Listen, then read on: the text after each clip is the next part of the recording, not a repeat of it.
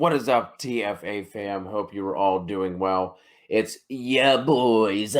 We are back. It is Cody and Kev getting ready to kick things off.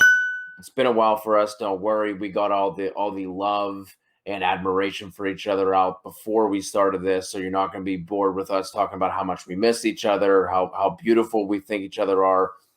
We already spent an hour and a half doing that. We're coming at you to talk about the top 2021 running backs for the NFL draft. Just going to be a brief overview of these guys. There's still a lot of information, a lot that, a lot of things that we still want to go over with them. But to me, it's pretty cut and dry. Kev is a little more excited than I am. So let's just jump right into it, man. At the top, there's the same three names that we see all the time. That's Najee Harris, Javonte Williams, and Travis Etienne. I'm going to give you the floor first. I know you have an RB1 that might be slightly different than the rest of the group, but tell us about your guy and why you were so excited about him. Yeah, well, I already did a video on him, and it's the man, the myth, the legend, Javonte Williams. I feel like I feel pretty good that I think I was much more ahead of the curve than most people were for Javonte Williams back in early January. I started watching tape, and he was one of the first guys I watched, and it is undeniable the man's ability. Like, he is so fun to watch. And the one thing that I said in my video that you can watch on our YouTube channel is the Javonte Williams NFL profile. But that man will run through a motherfucker's face. Like, he just runs violently. He crushed it this year in a backfield that might have been probably, or not even might have been, was the best running back tandem in all of college football this past year with Javonte Williams and Michael Carter, who was kind of thunder and lightning-esque in North Carolina. But he had a 30.4 college dominator,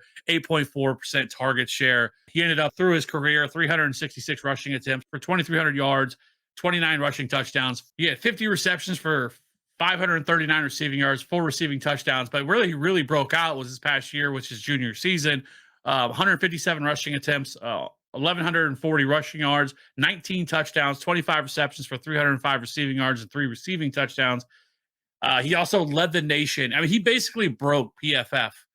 He led the nation with a 0.48 broken tackles per rushing attempt, which is the most they've ever charted for any running back in their database. 720 yards after contact, which was 5th, 4.59 yards after contact per attempt, which was 9th, 75 avoided tackles, which was number 1 in the nation. And he did all this by only with he was 19th in the nation and rushing attempts. So he was uber efficient. The first thing that pops out to you, and I know it's kind of a buzzword attribute to use towards these guys now, is contact balance, but it truly is. Like, you watch this guy run, and he just runs with, it's not just aggression, but he runs with power. He also has the ability to utilize a jump cut. He has some wiggle to his game. The only really weakness to me that I really saw, that he doesn't have like that true elite speed. He's not somebody that's probably going to rip off an 80-yard touchdown in his career. That's probably not really in his game or in his bag.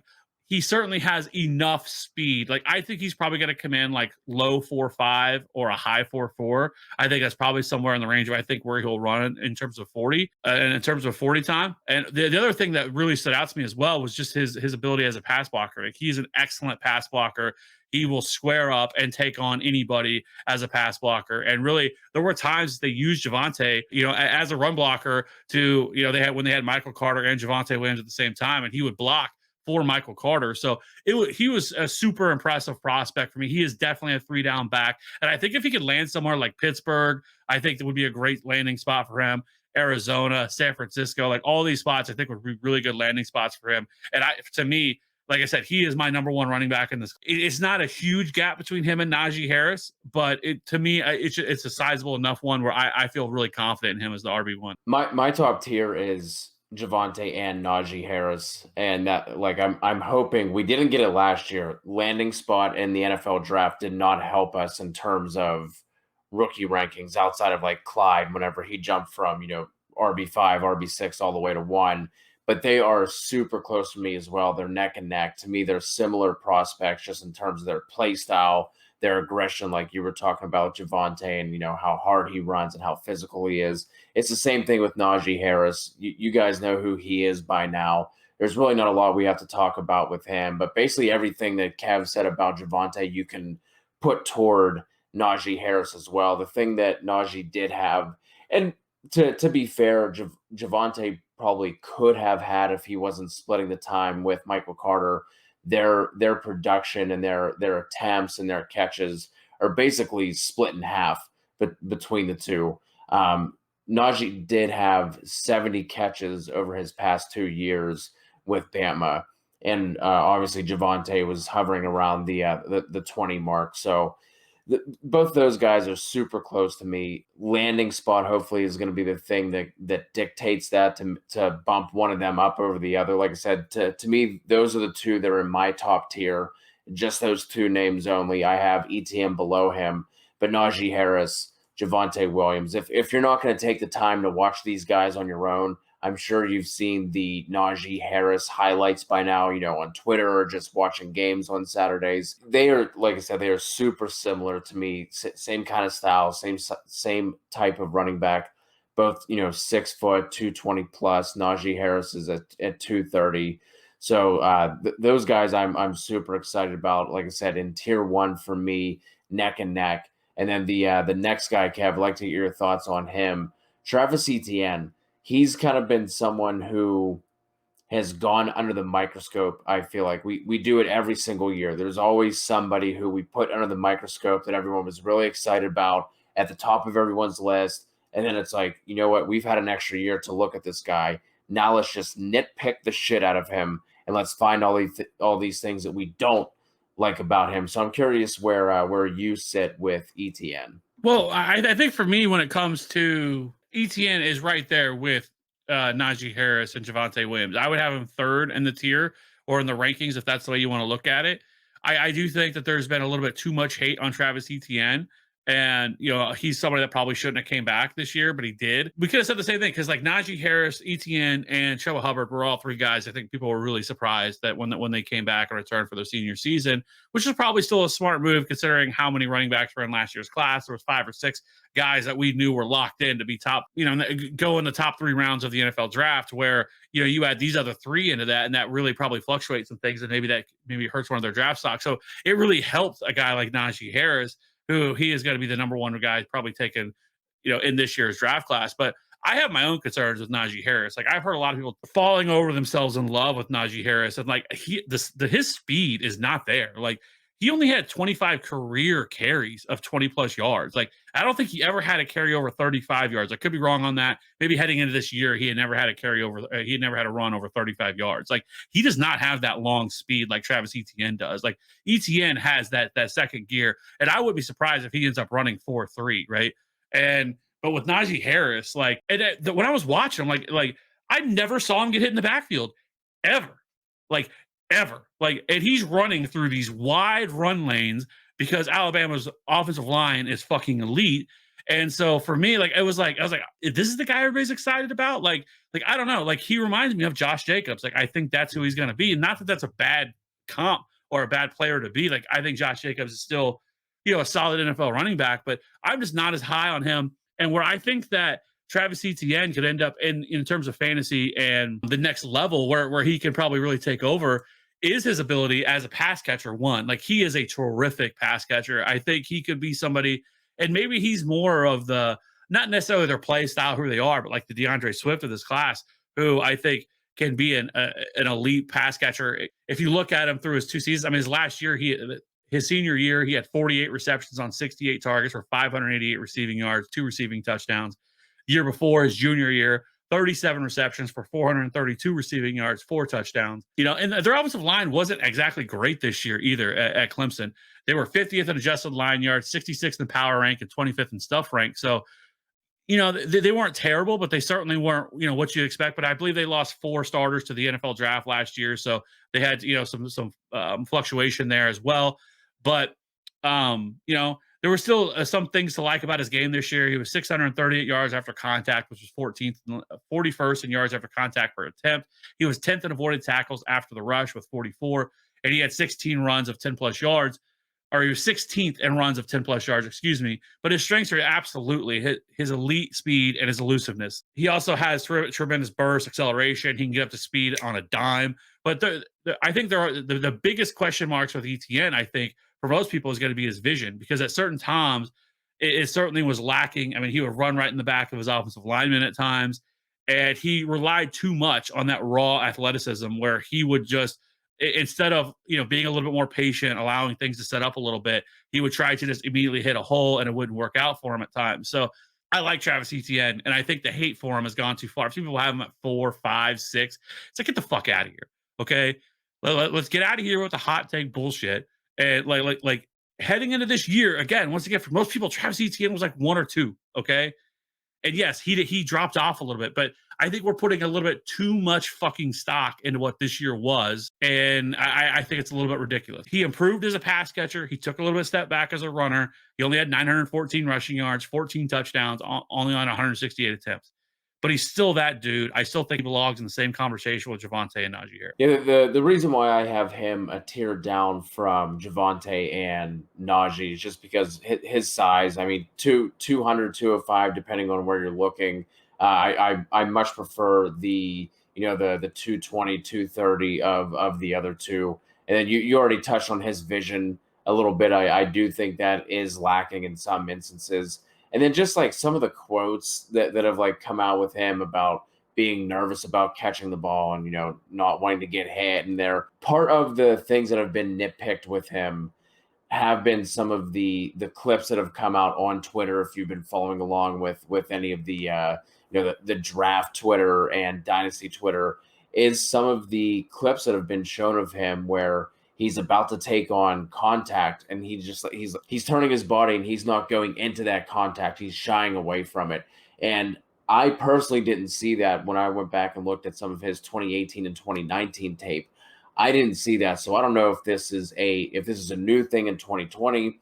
I don't know if he was trying to protect himself from being hurt because of the draft. I don't know what it was, but there were a bunch of instances, and you can find these clips on Twitter, like I said, where there's a safety, a corner, linebacker. It didn't really matter who it was coming toward him, and you would see him like turn and shield himself and also stop his momentum. So he's like stopping and turning, and it was just weird. Like I said, 2018, 2019, I didn't see it.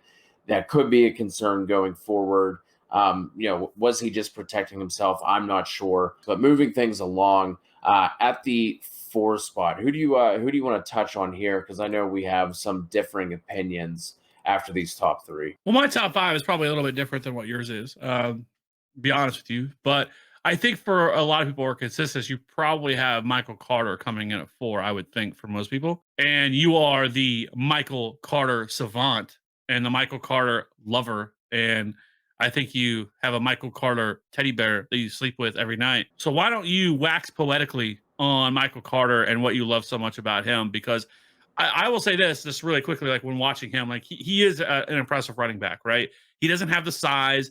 I've seen him listed anywhere from 5'7" to 5'8". He is just a little over 200 pounds, but when you're, that is still pretty thick, as the kids say these days, with the double C. So he is not some little small running back, but it is hard to deny he does run with some pretty good power for a guy his size, and I think that he can be somebody. But for me, I think he's more of a 1B, and I know you think he can be a 1A. So why don't you tell everybody why you think he could be a 1A at the next level? Yeah, what I said 1A, I was thinking more along the lines of like a 60-40 kind of guy. I don't think he'll be a 70-30, 80-20, something like that. But I do think he could be a 60-40, somebody in like the 49ers and Shanahan's system. I think would be really fun. He was listed he was measuring at the Senior Bowl at 5'7", 202. So he hits that BMI threshold that BMI Twitter loves to go at. But in terms of just pure running back, just the way that he handles the running back position, I truly think he's top 3 in this class. And the only thing that's holding him back is his size. And unfortunately, that's nothing he's going to be able to change between now and the pro day. He's not going to shoot up from 5'7" to 5'11". He's not going to add another 30 pounds. So unfortunately, because of that, I do think he's not going to get the NFL draft capital. And so he's going to fall a little bit, even though there has been a bunch of hype with him from the Senior Bowl. A couple of guys, kind of starting to get excited about him on Twitter threads and things like that. But just the thing I think he does maybe better than anybody in this class is his patience and his vision at the line of scrimmage. He allows his blocks to get set up really well for him, which is a huge plus. Obviously, with someone being at 202, you're not going to see him run through a motherfucker's face like Javonte Williams. You're not going to see him break a bunch of tackles just with pure strength, but he's also not going to get knocked back a bunch. You're not going to see him lose a lot of yards. He's just a really smart runner. Whenever he knows that the play is dead and done, what you'll see a lot of other smaller running backs, especially at the collegiate level, do is you're going to see them backpedal, try and reverse field and go, east and west and try and make yards up that way. You're not going to see that with Carter. Once he knows he has nowhere to go and that play is dead, he's just going to try and get positive yards. Like I said, you don't really see him get blown up too much outside of some pass protection reps, and he doesn't take a lot of negative yards. So it's unfortunate that his size is going to hold him back a little bit and not let him be a true workhorse. But he has a 3-down skill set, and I do think he could be a 60-40, 55-45, 1A kind of back, and the same way he was with Javonte at UNC. And you touched on it earlier. By far the best running back tandem in college this year. Pretty much echo with most stuff you said. I noticed a little bit more. I thought there was times with his vision that it was inconsistent at times. There was plenty of times he had kind of trouble diagnosing which running lane to choose from, and he would end up running into the back of his offensive lineman or get tackled in the backfield. It was more of an inconsistency. It's not something that's glaring that you just saw all the time. Probably something those are things that he could definitely work on and improve on at the next level. Stuff that I think that he could. And he's also a really bad pass blocker. You're never going to probably ask him to line up at the next level and be a pass blocker. But I don't think NFL teams should be using him that way anyway. He's a guy I think that you could put out and line up in the slot, put out there as a wide receiver, and use him out there as well. So I think those are positive. So in any PPR format, like Michael Carter is going to be a guy that you're going to want. I tend to believe that he probably falls more in line probably with the Duke Johnson, not size wise, like Tariq Cohen type, Chris Thompson guy type player. But I know you think he could be a little bit more in that. But I mean, everything else he did, I mean, he was 6th in yards after contact, is 4.4 yards after contact per attempt, 5th in missed tackles force, 1st in carries of 15 plus yards, and 1.93 yards per route run, which was 15th. So, I mean, he was just as efficient as Javonte Williams was, and just super fun to watch. So I think that's pretty much all I got on Michael Carter. I think we're just a little bit different, but I think we both agree that he is I think probably a little bit undervalued right now in terms of the community, and probably something that's going to move up a little bit further. From here, I think that we could go a number of different directions, but I think Kenny Gainwell probably feels like the next guy that in the logical order of guys to talk about. Coming from Memphis, like the biggest issue for me with him, and again, he's another guy that you can go and watch. Matt Jackson did a player profile on Kenny Gainwell as well. That's on our YouTube feed, but 5'11", 191, which obviously stands right out of that. That's going to be a problem at the NFL level. Hopefully he can put on, because he did set out the 2020 season due to COVID, which was probably a smart move. Hopefully over this time he's been able to maybe put on 10 to 15 pounds of weight, because I think he's going to need it. There's no way he's going to be able to compete at that size at the NFL level. But he had a 27.5 college dominator, 13.8 target share, which was 90th percentile. You have to go back 2019. He was 1,459 rushing yards, 16 touchdowns, 51 receptions on 61 targets, 610 receiving yards, 2.39 yards per route run, which was 5th among all running backs, 791 yards after contact, which was 21st, 56 avoided tackles after the rush, 23rd, and 16th in runs of 10 plus yards. This dude is a dynamic playmaker. He has great vision, elusiveness, footwork.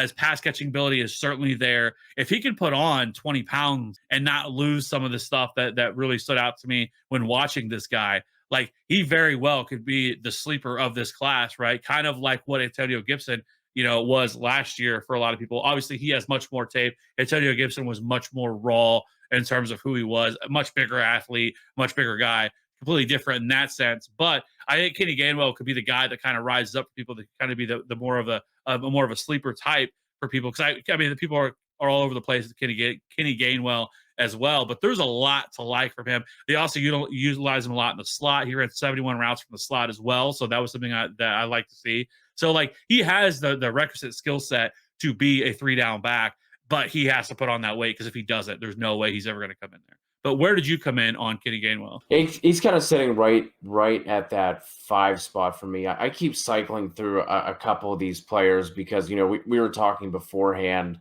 just in terms of like there's no one that's like really outside of like the top 3. And then, you know, as much as I love Michael Carter, I'm also a realist. I think there's the top 2, Etienne in a second tier, and then a third tier starting for me with Michael Carter. But like, if I'm going 1 to 5, you know, it's kind of like Kylan Hill, Kenny Gainwell kind of keeps getting rotated in. You were touching on already on a lot of the things that I like about him as well. Whenever you watch his film, they lined him up everywhere. They put him in the slot. They put him outside. They motioned him around. So I think that's something that, you know, with Michael Carter, you said that was something you think he could do. Well, we don't have to worry about that with Gainwell. Like, we know he can do it. There's no like I think he could because of this. We already saw it with Gainwell. The one thing that and maybe it's just kind of being scorned by this guy already, but no, not even necessarily being scorned, but Darrell Henderson came out of the same school, and the thing that he had too was just wide open running lanes. And you see that a lot of the times too with Gainwell is, you know, he'll kind of just make one little cut, one read, and then all of a sudden just driving a bus through a hole. And with his athleticism and burst, you know, you're not going to catch him too many times. But like I said, the things that I do like about him is we really don't have to worry about like, oh, okay, well, he's smaller, but could he be a good pass catcher and kind of be one of those PPR plus running backs? Like, we already know he can do it. You were touching on his reception numbers and the amount of routes that he ran out of the slot. So there's no projection there. I do like Gainwell, but like there's just still part of me that's like, is he more athlete than running back? And like you said, if he doesn't put on that weight, you know, the people that have Kenny Gainwell in their top 5, but are trying to knock Michael Carter for his size and having Gainwell in their top 5, get the fuck out of here with that, because he's smaller than what Michael Carter is right now. No, yeah, for sure. Like he's gonna have to. He's one of the pro days that I'm really looking to check out and see just where he comes in weight wise. Not even so much how he runs and everything else, but I want to see, you know, what he did in that off time through 2020. So I am looking forward to see that with him because he's got to put on weight. If he's still anywhere around that, even at like 195, it certainly is going to ding him a little bit. He's not going to be able to be anybody's going to be trusted in the NFL to be a 3-down back, and he's probably going to end up being like a satellite back, which would be a shame. And that is what our top 5 running backs look like for the 2021 class. Let us know how wrong we are, who you like, who you don't like, and who you think that we are missing. Make sure you are subscribed to the channel. Got a bunch of content coming out soon. And hit us with a like if you like this video at all. And we'll talk to you guys soon.